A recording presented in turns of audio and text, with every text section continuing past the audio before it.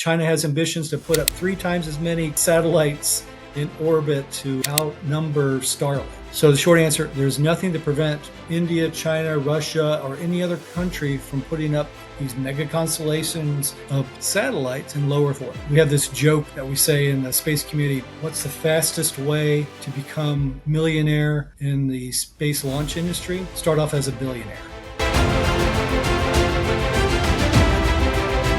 Dr. John Klein is a senior fellow at Falcon Research, Inc., and also an adjunct professor at the George Washington University's Space Policy Institute and Georgetown University's Strategic Studies program. He's also the author of Understanding the Space Strategy, The Art of War in Space, Space Warfare, Strategy, Principles, and Policy, and now most recently, A Fight for the Final Frontier, Irregular Warfare in Space, which came out in 2023. Dr. Klein served for 22 years as a naval flight officer. He supported combat operations in Iraq and Afghanistan. SpaceX, Blue Origin, United Launch Alliance, Rocket Lab. They're moving so fast. We're just seeing this breathtaking capabilities advancing rapidly when it comes to reusable launch capabilities. Some folks foresee $1 trillion space economy in the next few years. That is significant. It just continues to grow, especially when we look out from the moon and Mars. The other key piece is the role of geospatial imaging, geointelligence, which was traditionally considered the domain of the governments. How has that evolved? When the U.S. did the special operations raid to find Osama bin Laden, one of the things that they reported was they were able to take the compound and then peel it back like layers of an onion to see how it was built. India-Pakistan standoff context. And what have been the critical pieces that have given one country an edge over the other because of certain space-based capability? What you've seen recently is more open source reporting. Maxar, I remember looking at the pictures of the Russian tanks all lined up on a road prior to going in. It's like that same image 20 years ago would have been classified, you would never have seen it. If you need to do precision strikes, a key component of it is the GPS piece. It is owned by the US Space Force. Does everyone need to build out similar capabilities in case tomorrow they are denied GPS or if their GPS gets jammed? What do you see as the key strengths that today India has managed to exhibit? If the metric is to get to that top tier of the Space Power Club, the human spaceflight element will be key. India is on the cusp, and they've had some remarkable achievements when it goes to lunar exploration and what they've been doing in recent years. After many decades, one of the Indian astronauts is part of the Axiom 4 mission to the International Space Station. How significant do you think that is? I always find India's geopolitics fascinating. I can't wait to see what India does next.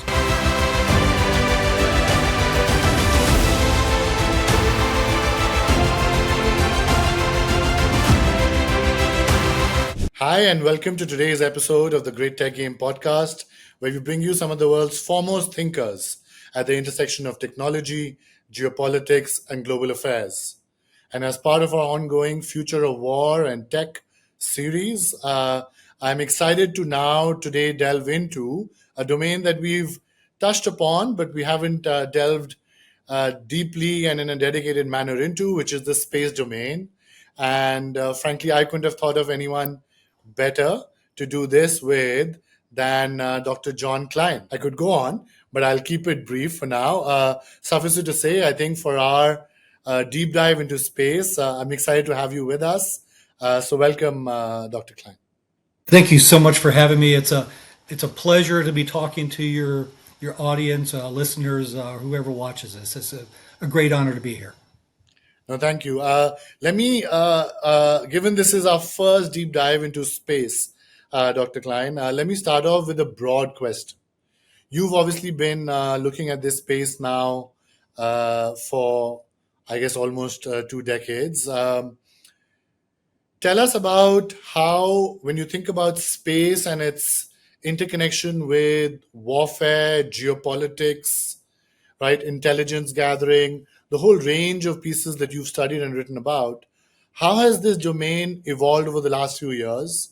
What are some of the key developments you would want to highlight?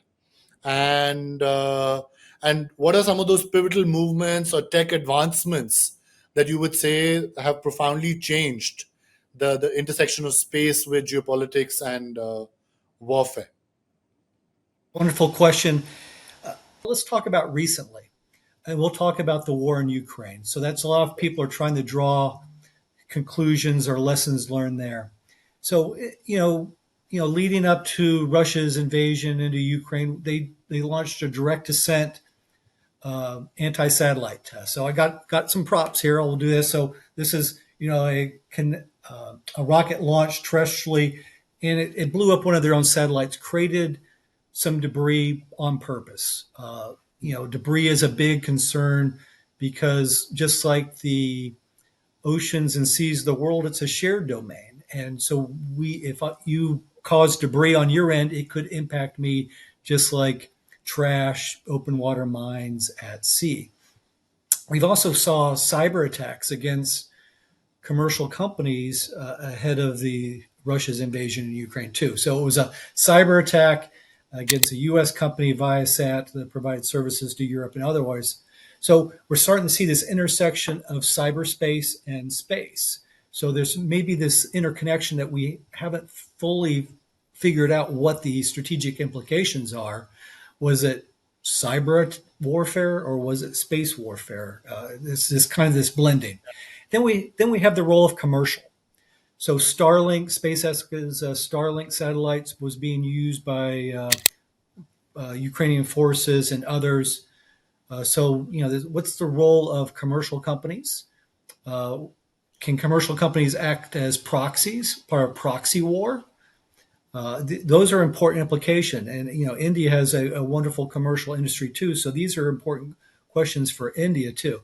And the last part is we have ongoing rendezvous and proximity operations going on. So China's has some SJ-17, SJ-21, and 25 that are doing some maneuvering.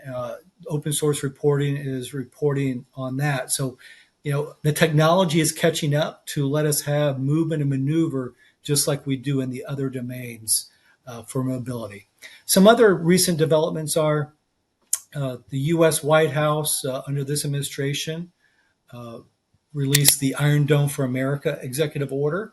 A lot of it's still in the programmatic development stage, but we know there's going to be a space element there too, as it's kind of a missile defense. So trying to prevent these kinetic launches, what are you going to do, whether it's during boost phase, mid-course, or other, to protect countries and allies and the like.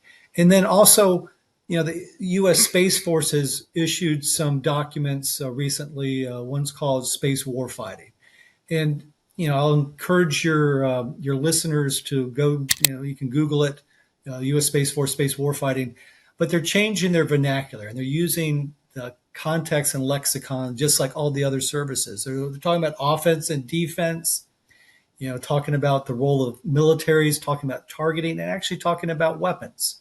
So this isn't we're not rushing into a war or conflict. We're just trying to treat space like every other domain, where we talk honestly about what the military does. Historically in the past, things have been overclassified and the like. You asked about the technology, and this is a technology focus. For me, one of the greatest achievements that we've had in the last 20, 30 years is, using GPS. So I can get in the U.S. Pizza and tacos delivered to my house, courtesy of using GPS, which is a U.S. Space Force capability. It's provided for free of charge. Galileo and other countries and regions have their own. I think what's really changing is, the data analytics, the Earth observation. So Planet and a lot of companies and a lot of countries are sucking in this information. And it's not just real time. It's they're storing it so we can have patterns of life. We can rewind time.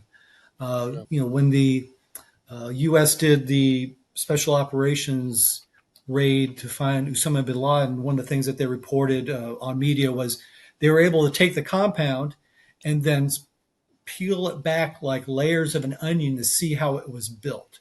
I think that's going to have great implications. You're going to see new industries formulating how can you use that data. Now it's going to be used for good people like us, but I think organized crime, other malicious intent are going to use it for their purposes too. So I'll give myself the hook, and we can take this any direction you'd like. No, great. You've touched upon, I think, various threads that I want to go deeper into. But before that, let's lay out a landscape of the players that you feel are the important ones to track for this domain, right? So, as you mentioned, there's of course nation states. You mentioned Russia, the U.S. Space Force, India, and ISRO. But talk to us about who you see as the top five, six, seven key nation states or governments and their programs that are probably the most important ones, the ones that are doing cutting edge work, and what their specific niches or domains might be, whether it's Europe, US, Japan, India, or others. And then maybe after that, we can do a slightly more deeper dive landscape of the private players that you Yeah. also started to refer to, whether it's Plant Labs or others. Wonderful. And there's been writers on the Space Power Club.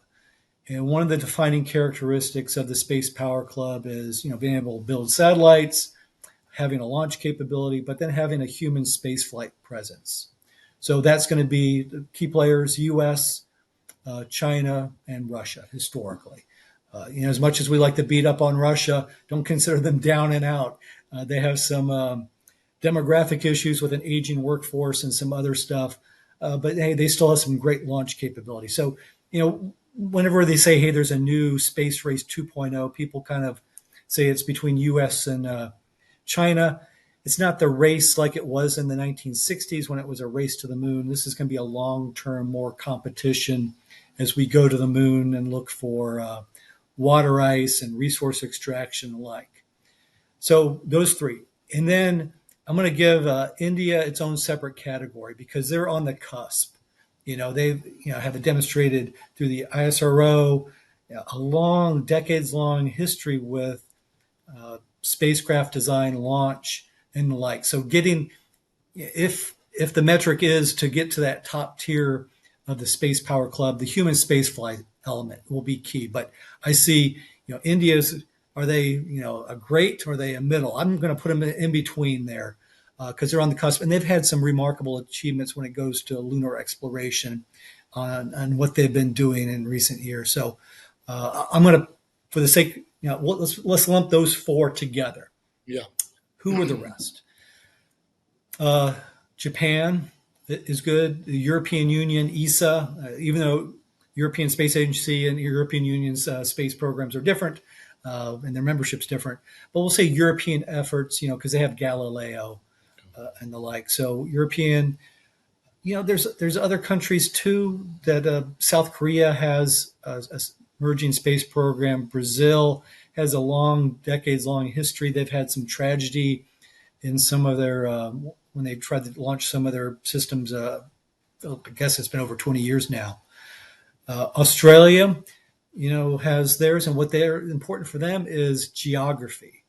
So, it's when you launch this guy or gal, the spacecraft itself, the latitude on the Earth that you launch it drives the inclination around the Earth. Okay, you can maneuver from there, but if you launch it south or north, you can get into polar sun synchronous orbit. So it's going around like this. That's a 90-degree inclination.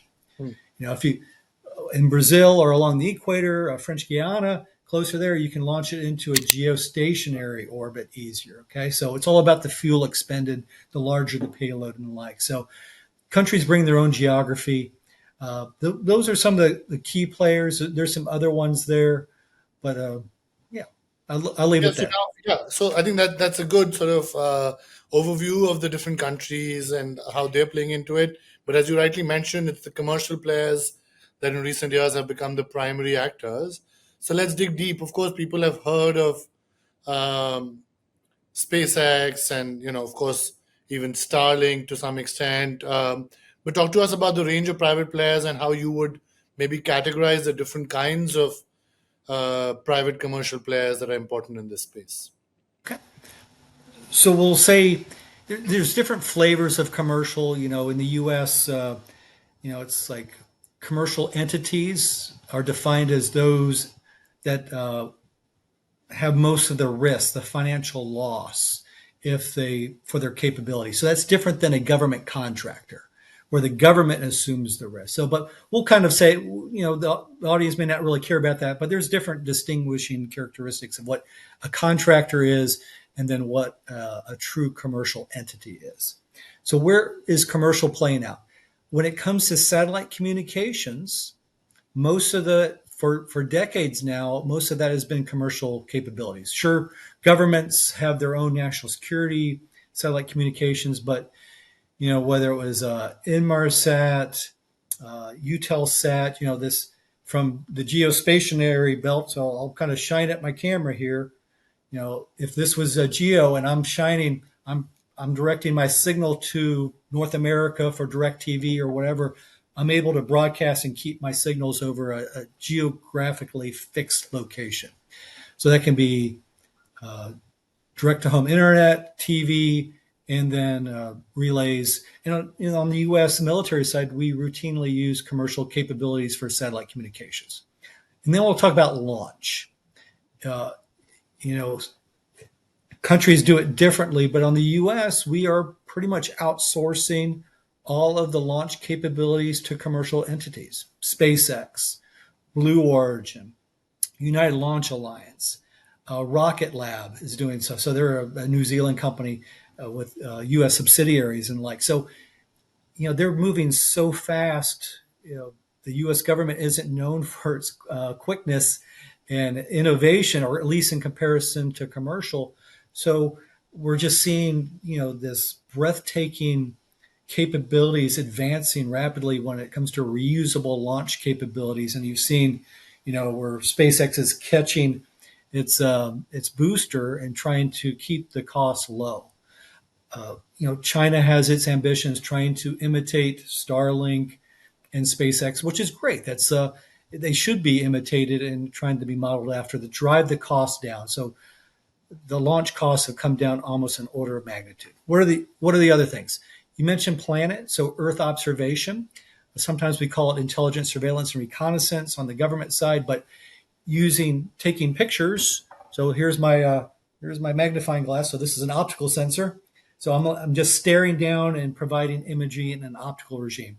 But there's synthetic aperture radar imaging. There's radio frequency geolocation capabilities. So all these, multispectral capabilities, and you're able to suck up the data, transmit them down to servers, and store and do data analytics, predictive analysis on what's going on. We use, there's not much of a market, but for environmental monitoring. So this is space-based weather and Earth-based weather too. And there's some other, we have different mission areas, but those are the big players on the commercial side, I would say. And those are, when it comes to rendezvous and proximity refueling capabilities. So if this satellite's on orbit and it's been up there 20 years, do I want to refuel it? So some government contractors like Northrop's mission extension vehicle, trying to put little tugs on this thing and move it around.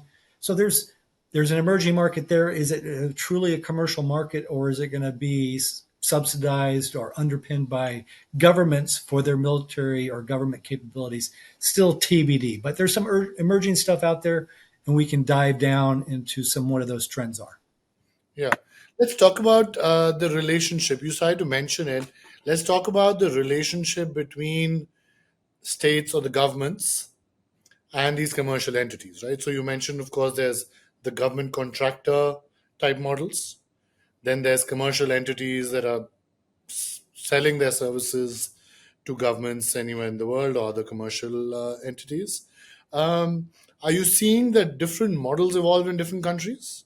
And if so, like what would, let's say, the model between a private space company in China and the Chinese space agency, how would that differ from, let's say, the US space agencies and commercial entities in the US versus, let's say, elsewhere? Yeah, that's an important distinction because there's different flavors of commercial, and each part of the world, each country has a different way of doing it based on their expertise, their economies, and what they're able to support. So back to the U.S. Again, commercial assumes most of the risk, but we have contractors. Compare it to China. So China has commercial companies. We call them commercial, maybe quasi-commercial, but they're entities that their sole purpose is to get profit, okay, to be profitable in the marketplace. They may be state-owned enterprises. They may be not state-owned enterprises, but working in concert with the Chinese Communist Party and making sure that they're aligned with that political vision. So their version of commercial, it's important for the folks in the U.S. and around the world to realize their version of commercial is different. Okay, it's going to be tied closely with governments and making sure that they're very aligned in the political context of what they achieve. But a lot of the commercial companies are, China has ambitions to put up 3 times as many satellites in orbit to outnumber Starlink. So that's quite ambitious. India also has, I think I saw a few years back where they put in a licensing request for 30,000 satellites to go into low Earth orbit. Okay, so European Union, UK, and others, they have more of a public-private partnership. So instead of saying this is commercial and we're going to do business with the government, this is like there's limited funding. There's actually limited workforce, technically competent workforce. We need to work together and share. So it's more of a partnership, and you get this blurring of line when it comes to the Ariane program, working with governments, but it's commercial, working with the European Union and the like. And then, Australia, New Zealand will have it differently from there. But those are the biggest ones. But for your audience, we're starting to see this going back to space is not special, but just wonderfully different. What are the role of proxies? So in the U.S., and I wrote about it in Fight for the Final Frontier, where I use irregular warfare, private military companies is what we call them. Sometimes we call them mercenaries. But this idea of force for hire, commercial entities or third-party entities providing security services. So a renowned scholar, Sean McFade, who writes on mercenaries and irregular warfare, he says private military companies or mercenaries, if you use that vernacular, provide usually 3 things. It's training, education, logistical services, or security. And this is what we saw in Iraq and Afghanistan that made the headlines. So we're seeing logistical services. Back to my refueling of this 20-year-old satellite in geostationary, refueling, providing tug services, maneuverable capabilities via a contractor or commercial entity. I would say we're kind of in that realm of private military companies there. And yet for folks here, hey, we are the good guys. We wear the white cowboy hat. But money always finds a way. And there's going to be entities out there that may say, hey, I can have a business model where I provide security services, maybe proximity services between this optical sensor and here for coercion. Maybe I'm just doing maybe I'm just lazing this capability here and the like. So, what does that mean? Will governments retaliate against a third-party entity, a commercial company? Nobody died. We have this saying that satellites don't have mothers. So does it rise to the occasion or the threshold to warrant a government response? Or is this satellite's nefarious or malicious actions, is that a crime? Should we just go to courts of law and seek compensation for damaged goods and lost services? So, but yeah, it's a fascinating thing. I've been surprised by the irregular warfare community out there that has said, hey, yeah, we need to look at this more. The proxies, right, that you talk about, or the private military companies you talk about, have kept coming up as players across, various episodes we've done in this Future of War series on the Great Tech Game podcast. And one of the questions that also keeps popping up is, when you think about it from a geopolitical conflict standpoint, predicting how these commercial entities will actually act becomes a key question, right? I think you already started referring to it.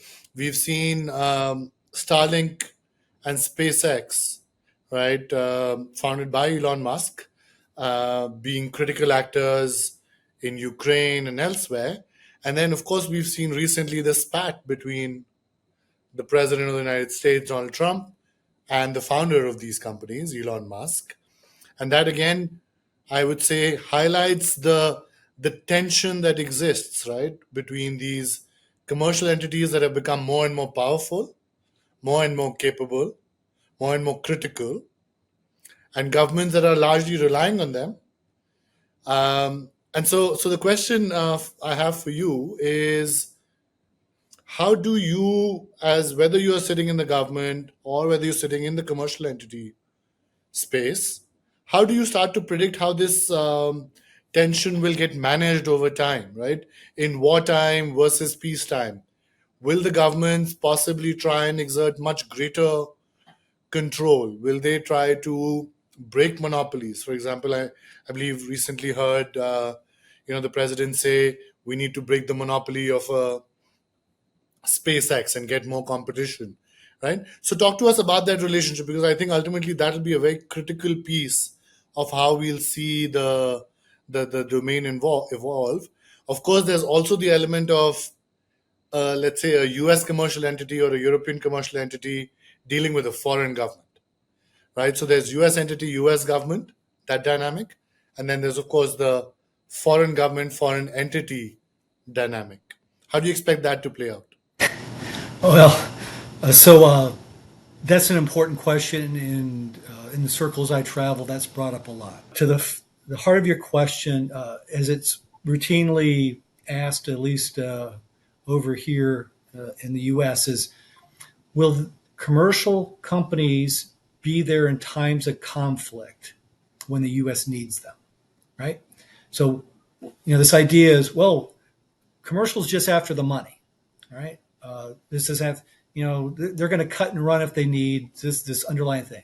So commercial entities are motivated for a variety of different reasons. Some of them are social and geopolitical. We saw that by how some companies responded when Russia invaded Ukraine and pulling out of Moscow and others. So there's a social conscience type of thing. Some of it's market share, trying to increase the market, but not about profit. So it's a long-term vision. And then sometimes it is about profits and the like. And, because as we talked about the difference between contractors, and there's we call them different shades of commercial. So for the U.S., we have U.S. or Western leaning commercial entities that usually do business with the U.S. government or Department of Defense. And their contracts are written where they're going to be, I would count them, they're going to be there because their contracts are written. If they suffer losses or damages, they're going to be identified or be compensated after the conflict. Now, there's others. There's what we call gray commercial, those that are not aligned to any country, that are just part of the free marketplace and just want to be left alone so they can be part of the growing sector.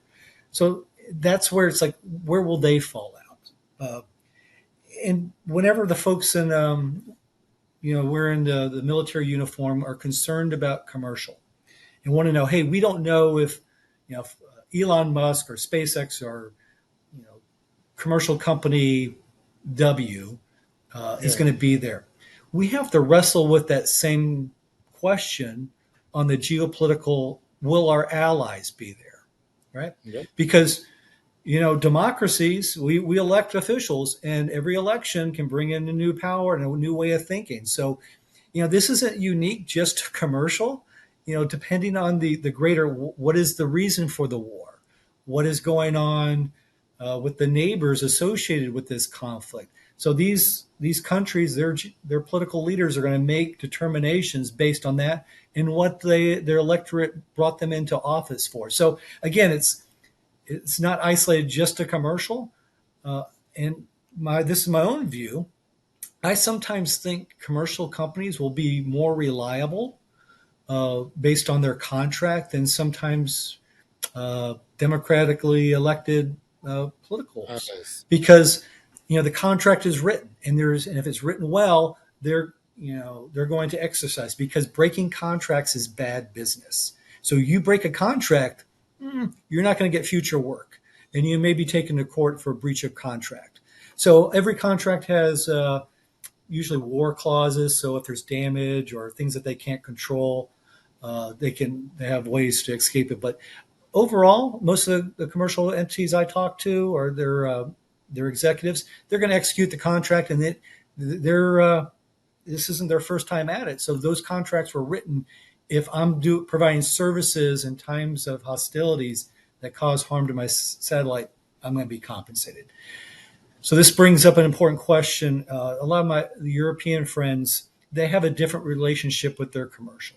They can, so governments can take over some of those commercial entities. I think it's in France and maybe Canada. So my viewers out there, don't get on me if I get this wrong, but there's certain countries that can take over their commercial entities, especially if they were part of a public-private partnership. The U.S., we do not do that. We have a Defense Production Act, which is not taking commercial companies over, but it's telling them what to produce. So it's a fine line. But every company that is licensed within a host country has different relationships with regulatory licensing and the laws of that country, and have to act accordingly. So it's a complicated answer, maybe not as simple, but it's definitely something worth following. But again, it's not a new question.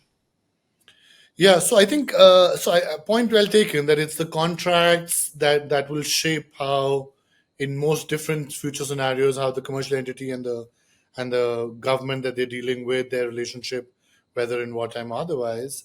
What's the role here of international or even regional agreements, right?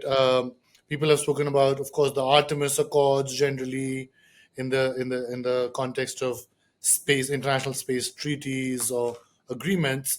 But are there emerging models there of international cooperation also coming under some kind of contractual or treaty obligations? Or is that still not deeply worked out? The role of alliances and treaties is still germane. Again, it's the broader geopolitical context. So the most important international treaty when it comes to space is the Outer Space Treaty of 1967. It was born out of the Cold War when the U.S. was going to the moon, and a lot of folks were concerned the Cold War was going to extend with weapons, nuclear weapons, and the like. We have that is still in force. There are certain elements of that treaty that are not as germane as others. But the Artemis Accords is part of the U.S.'s program to go back to the moon and maybe go there permanently. But it's bilateral agreement. So it's the U.S. making individual agreements with countries. Hey, you sign up for these tenets, this way of thinking. So it's a non-binding type of thing. It's not really a treaty that's enforceable, but it's shared values. Now, China has its version too, the Lunar Resources type of agreement, ILRS. So it's has its own countries that it's aligning with there too. So those are the important when we go back to the Artemis program, but it's going to be commercial companies also. So they have to be. Are they included in the scope of these agreements, the commercial entities within these countries that are signed up to these accords, let's say? So what's the hook? So the Outer Space Treaty doesn't mention commercial per se. It calls non-governmental entities or organizations. But every commercial company, so this satellite commercial operator and this commercial launch vehicle, they are licensed and registered per the registry convention. That they're part of the launching state. So the country that put them up in orbit, that's the hook. So these commercial entities have to follow the governing laws of that country. On the U.S., that's State Department. So yes, those commercial entities still have to follow the Outer Space Treaty, work with the International Telecommunications Union under the UN auspices. So that's the hook. Every commercial entity is tied in somehow, sometimes multiply, like satellite communications providers are licensed in multiple countries. So they have to follow those countries' rules, at least when they're operating over their territory. SpaceX Starlink has to follow European Union regulations when it's providing services there too.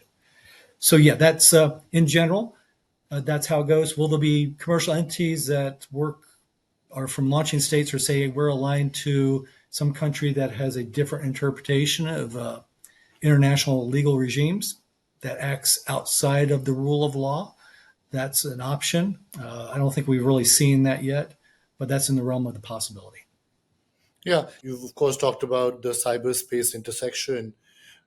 Did you see, were you surprised by how the Russia Ukraine, the space and cyber dimensions of the Russia Ukraine conflict have panned out? I was surprised and not necessarily pleasantly, but I'm glad it highlighted something that was right there in front of us that we just kind of failed to see. So there's this danger. Everyone wants to learn lessons from the latest conflict. You've heard the adage, generals are always fighting the last war. What we don't want to do is learn the wrong lessons or try to take the lessons from this conflict in Ukraine and apply it to other ways that are not helpful. Like you could say, hey, we're back to trench warfare from World War One. I don't think that's the good lesson to take back. I think the role of drones, I think that trend, this asymmetric advantage, again, it's a very old idea, trying to use anything for an advantage. One of the definitions of irregular warfare is trying anything that might work. Okay. So you just throw so many different things. What's going to stick? What's not? I don't think anyone thought that drones were going to play out as much as they had prior to the Ukraine. But now you have whole industries being formulated for that. So it may be Earth observation, this predictive analytics, and the like will pan out there too. But that's an important one, I would say there. You know, the recent India-Pakistan standoff, Professor Klein, was the first time South Asia, for example, saw drone warfare. Right? Until then, most strategists, I think, in India and maybe even Pakistan, had been thinking of land-based wars. The only question used to be how deep will you go into the other territory, etc. But this time, India and Pakistan clearly saw drones being used very actively, and what had been observed in Ukraine suddenly hit home in South Asia as well. But one of the key things that some of the other guests who have had earlier on that particular standoff also mentioned the role of GPS jamming. Like, if you need to do precision strikes, a key component of it is the GPS piece. The GPS piece, as you mentioned, is owned or at least governed by, let's say, the US, US Space Force, as you referred to earlier, had helped develop it. How should policymakers and military planners be thinking about this, right? Does everyone need to build out similar capabilities in case tomorrow they are denied GPS, or if their GPS gets jammed? I think India was concerned that China might come in, help Pakistan, for example, jam some of its capabilities. How do you expect that to pan out for countries, let's say, like India? So the GPS jamming, that's could be it's an important consideration. So in Ukraine, we're seeing GPS jamming on both sides, and you mentioned the importance between India and Pakistan too. So jamming, laser attacks, jamming in general of communication signals, that's been going on a daily basis in some form for years. So it's almost part of our, and even cyber attacks is going on for years. So what's the so what there? Countries, militaries need to plan uh, and exercise towards a GPS denied environment. U.S. we do that already. All right, so we have exercises sometimes where we turn off all the GPS, or we go through and do some jamming of GPS signals. But this is, I'm an old naval flyer. Okay, so I was flying before there was GPS. You can still do your mission.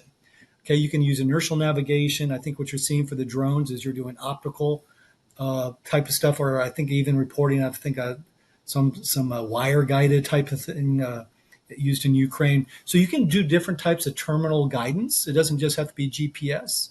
There's a whole variety of things: inertial, line of sight, dead reckoning. Depends on laser designation is another option. So I think we'll just go back to those backup methods. The GPS is easy. It doesn't have to just be the U.S. system. It could be Galileo, GLONASS, Beidou on China, QZSS on Japan's side. So some folks were saying, hey, you can use any timing signal for position navigation and timing. You just need 4 satellites and a timing signal. You could use commercial entities that all have timing signals too. So maybe it's using backups to some of the more high end position navigation timing constellations for these other ways to accomplish your mission. The other key piece that became evident, I think, both in Ukraine and even to some extent in the India-Pakistan standoff, I think similarly in the Israel-Middle East context, is the role of geospatial imaging, geointelligence, right, which was traditionally considered the domain of the governments.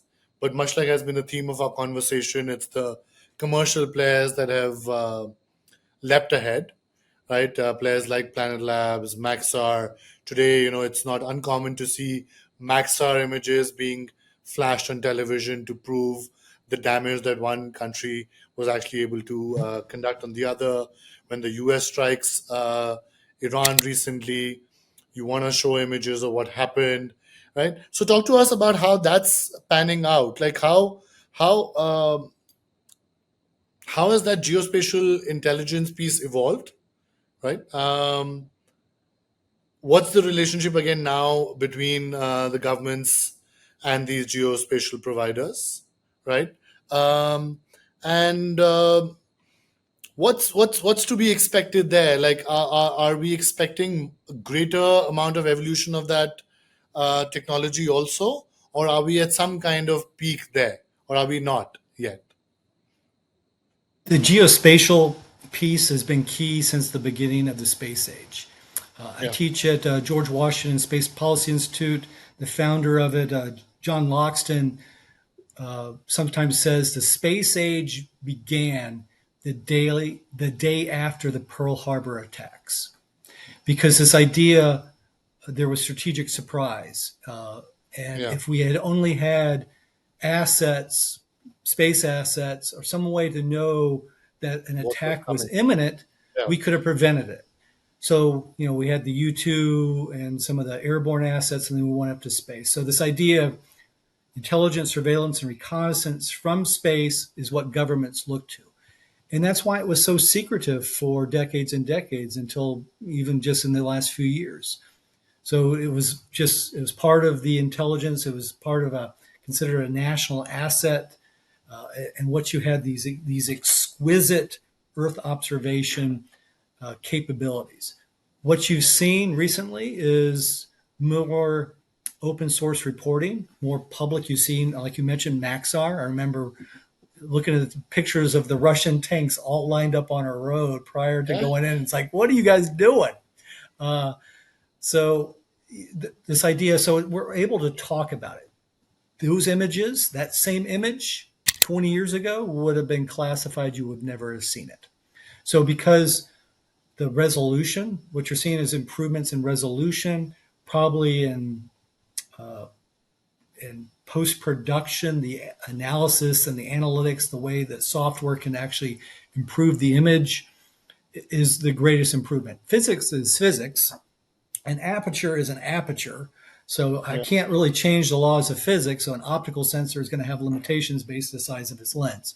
But when we looked at synthetic aperture radar, some of the radio frequency geolocation capabilities, multispectral, using different wavelengths, I think we're going to see that. So we should expect all weather persistent coverage, I think, is the trend.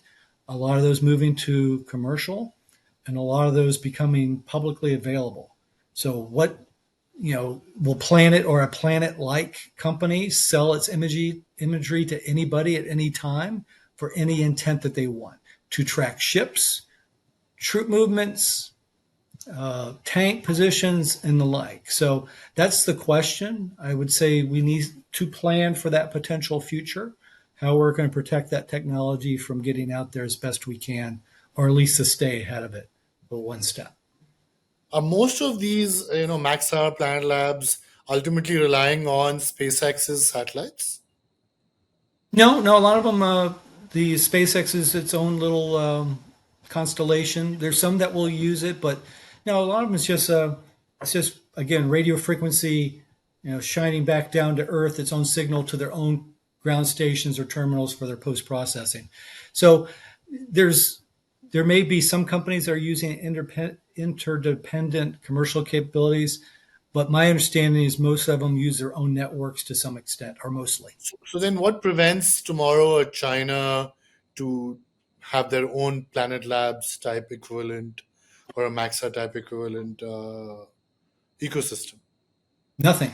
So, I mean, I saw some of the open source reporting. The purpose of those constellations that the People's Republic of China want to put up that are three times the number of Starlink is to put Starlink out of business, right?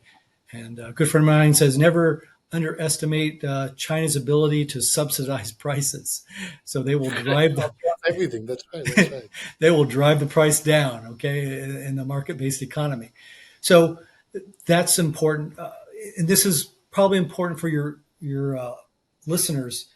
There's different rules for low Earth orbit. Again, this is where Starlink is. This is where the International Space Station is, and the Chinese space station. So again, it's closer to Earth with better latency.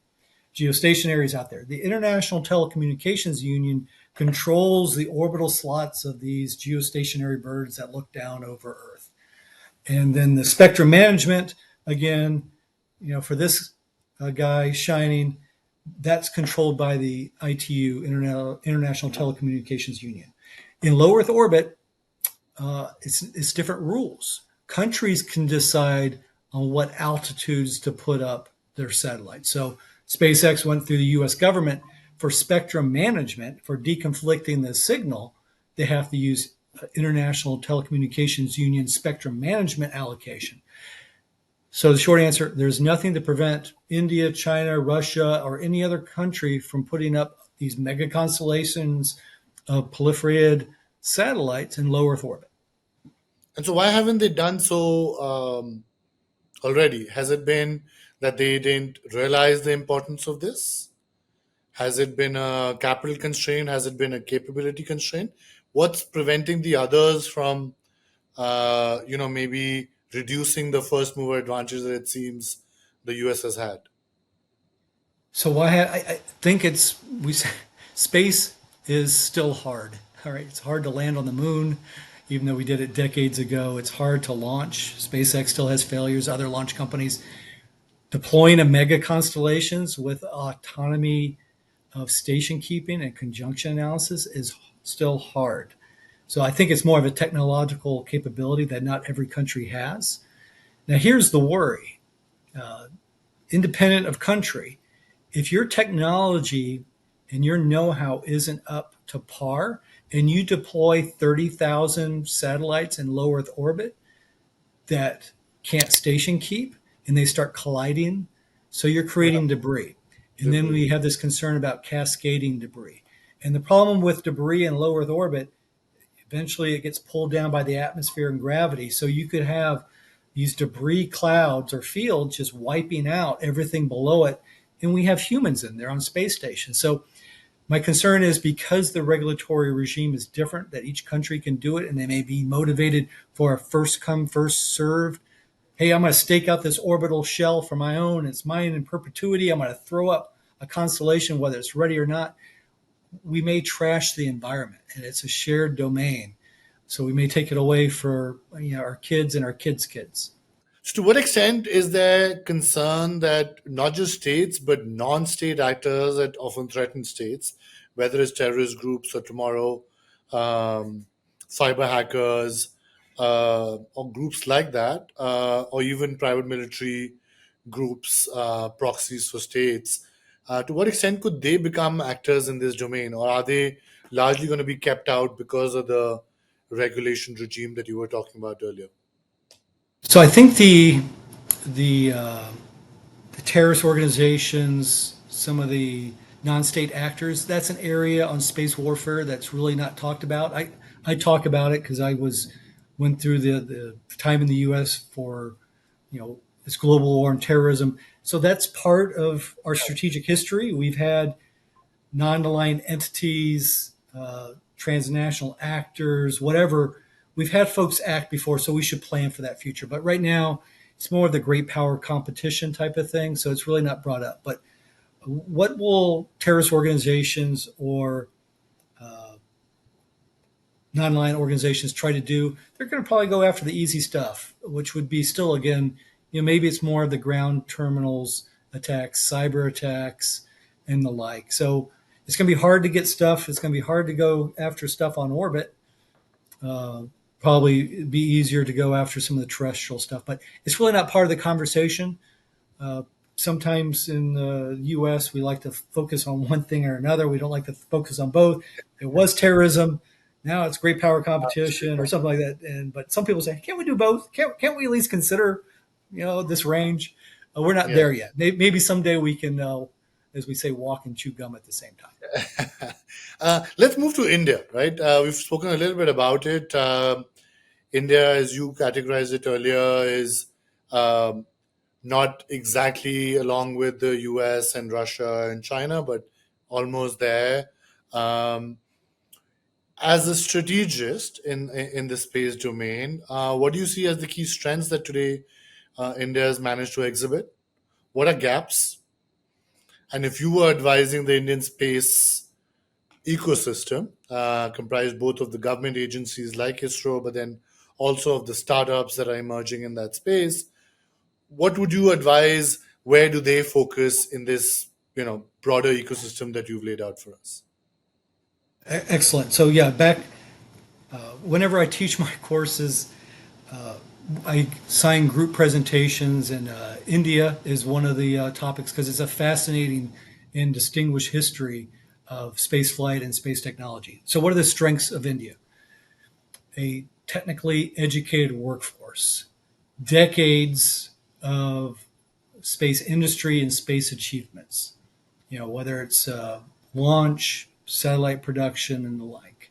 We could is it more of prestige and pride where we want to do the human spaceflight element? Is that important to India's leadership? I'll let them decide. It's a lot of money, and the question you have: do you want to? Everyone has fixed money, so strategy is about balancing ends and means. So, do I want to spend all this to get just a little bit more? Proven heavy launch capability. What advice would I have? Some of the achievements on the moon are just and lunar exploration is phenomenal. I would continue, especially on the U.S. side, as we look to cuts to NASA in some of our scientific missions, for India to carry that along, to continue the science and the exploration, the pure science missions, to demonstrate first when it comes to lunar exploration. I think that's easy, and it just kind of plays to the legacy of the ISRO. Also, I think the commercial sector is key. The commercial sector is more powerful than a lot of countries. So I think India can have strong commercial entities also that are on par with some other countries too. Do you need to compete? Does everyone need to compete with SpaceX? No, you don't need to compete with SpaceX. That's not the point. But finding these niche, whether it's we talked about the role of debris. If I have a way to collect this piece of debris, and if you'll pay me money for it, I see there an emerging market. Earth observation, India using space for its own border security has a long legacy there. I think that still is important to know who's moving across your border, no matter where that border is. But those are some, so I would say science for the moon. Mars, you may want to hold off on until we kind of figure that if that's worth the money. Border security on the defense side, and then also commercial, pure commercial. India's relationship is going to be different. Yeah, so you've had like a few key developments happen in India recently. One is the evolution of there's many startups now, Skyroot, Agnikul, Pixel. Most of them are today trying to develop launch capabilities and often at a cheaper price, right? So it's that cheaper launch capabilities that seems to be a niche that some of the Indian startups seem to be taking up. So I want to get your views on that. The second piece is just recently, I think we're in the midst of, after many decades, one of the Indian astronauts is part of the Axiom 4 mission to the International Space Station. How significant do you think that is? Or is that more a prestige play, according to you? Um, Thoughts on both of these pieces, the startups and their cheaper launch capability focus, and also the significance of the Indian astronaut as part of the mission to the ISS? I think the Indian astronaut is a big deal for national pride and prestige. So it's not for folks like me to say, but it's an important. And every time I go to a brief, every country talks about the number of astronauts that they sent up to space station or on a launch. So it's important. Numbers do matter. Not every country gets to do that. So it's a big deal, no matter if it's through Axiom or whoever. I'm not a big fan of more people into the launch sector or the small launch sector.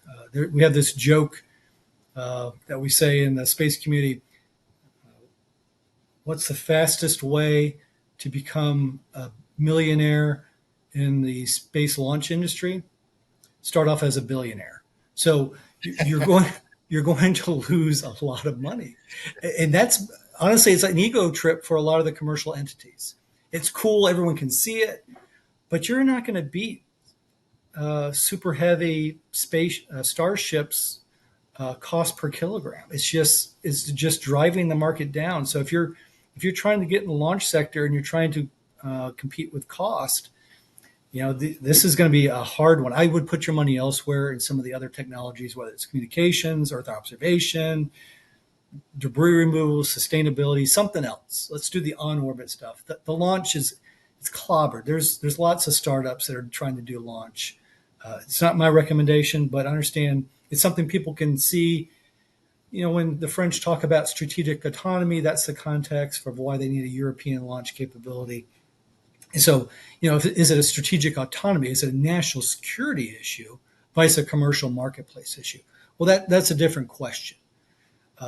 I always find India's geopolitics fascinating because in the U.S. we like to say, okay, are you a friend, an ally? India is complex, and that's okay to be complex and based on its history, its culture, its society, and stuff like that. So it's fascinating. I can't wait to see what India does next. Yeah. I know we're running out of time, but I wanted to ask you, as you think about now, if now we look back at our conversation, look back at the work you've been doing, this intersection of space and geopolitics, as a strategist, as someone thinking deeply about the geopolitics of space, what keeps you up at night? What are the things that you feel countries might get wrong here inadvertently that today we need to be thinking about more or planning more about? So the biggest one, and I've been saying it when I lecture or speak, is on the U.S. side and its Western allies is the problem with mirror imaging. We like to think in the U.S. that everybody in the world thinks the same way we do. Okay, that's just not true. And even when folks acknowledge, of course, we don't see stuff the same way, but when we try to pretend what China and Russia will do to some U.S. action, we mirror image based on our own value system. So the U.S. and Western liberal democracies, we have a worldview, rule of law, based on historical, societal, and cultural experience. But that's different than Russia and China. And China and Russia are totally different too. You can't use them. But the biggest thing is when it comes to cost. In the U.S., we talk about deterrence theory. So it has to do with deterrence by cost imposition or denying benefit. And this has to do with, if I have a great military capability, my rival is going to know that and will know not to try to impede me or attack me or cause aggression. Well, that is based on game theory, and that requires both sides to have the same view of cost. And those countries do not. And that's where it breaks down. So that's my danger. So because we'll take the case, the People's Republic of China. Their view of deterrence is more compellence. So the potential use of military actions to coerce or compel you to stop an action. because the U.S. and the United Nations Charter and the inherent right of self-defense. So will a country think, I'm seeing military action, hey, I was just attacked. Maybe it was minor, but I'm going to defend myself through the inherent right of self-defense. But PRC may say, hey, I was just trying to communicate with you to back down. This is how I communicate that I don't want to have conflict. So you could have potentially two countries that did not want war with each other because they don't, yeah, inadvertently, just because they don't understand each other. And I'll beat up on the U.S. and the West a lot, but we have no indication that the People's Liberation Army has any way of communicating its intent when it acts either. Yeah.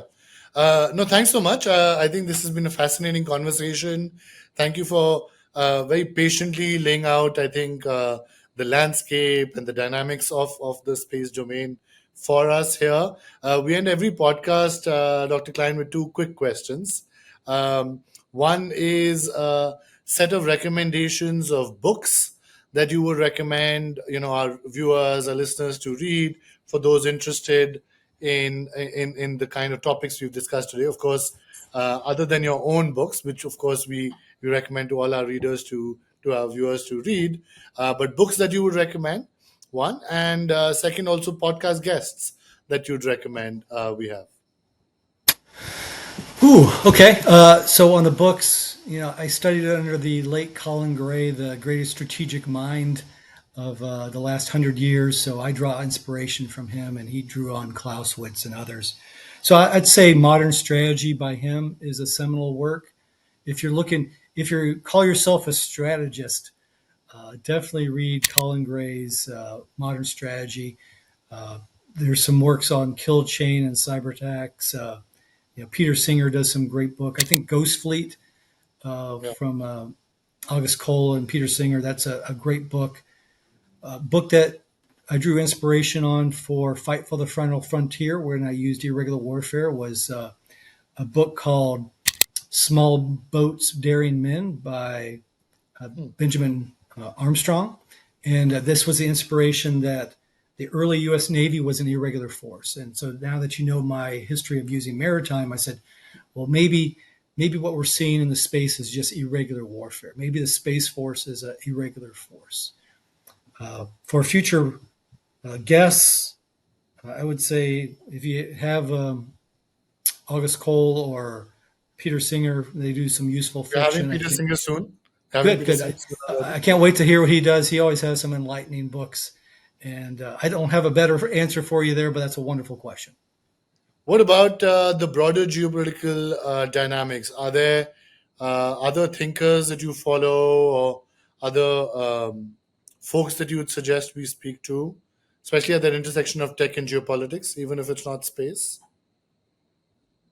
Well, I would say one maybe additional book. So our current Secretary of the Defense here, Elbridge Colby, wrote a book called Strategy of Denial, and that's, we think, is going to have an influence in some of the defense strategy work that's ongoing.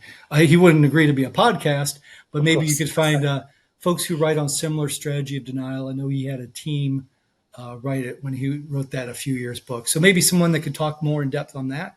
I think that would play well with your audience when it comes to look at U.S. and China competition. Yeah, great. No, thank you so much. These are great recommendations of both guests as well as books. And thank you again for taking the time to share with us all the wisdom that you've, I think, collected, the theories you've developed, and of course, intimate knowledge of the players that you've developed over the last couple of decades in this domain. And we look forward to continuing the conversation with you. Thank you. Thank you, and thank you for your audience for listening.